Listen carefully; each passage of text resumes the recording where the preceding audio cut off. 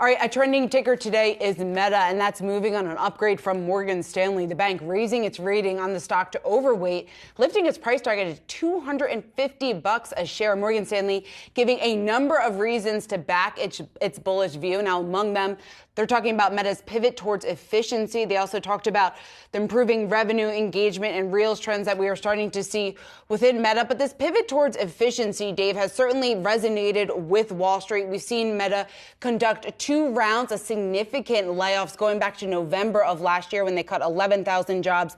They just announced another round of 10,000 jobs that were cut just last week. So Morgan Stanley, the latest analyst to come out in favor of Meta, or really, I should say, seeing upside here in the name. Yeah, what was nice about this note is it certainly was excited about the year of efficiencies and the cuts and this, but it also talked to your point about growth, about Reels, about monetization, about engagement, and those are the things that you really have been longing to hear from Meta. Also talking about one of 11 companies they see as most poised to take advantage of the AI boom, which is something you also want to hear with Meta.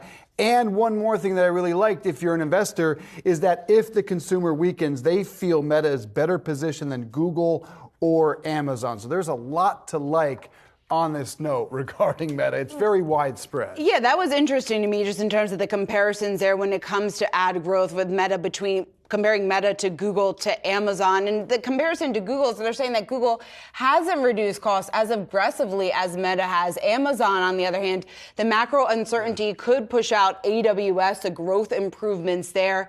Of course, we were talking about AWS's slowing growth with our analyst yesterday, Tom Forte of D.A. Davidson, and he was highlighting the fact that, hey, if they're cutting from those type of areas when it comes to Amazon's layoffs, could spell a little bit of turbulence maybe for the stock over the coming quarters. One thing I was really surprised to not see in that note was that the potential for a TikTok ban, because many feel that could be a huge catalyst for Meta.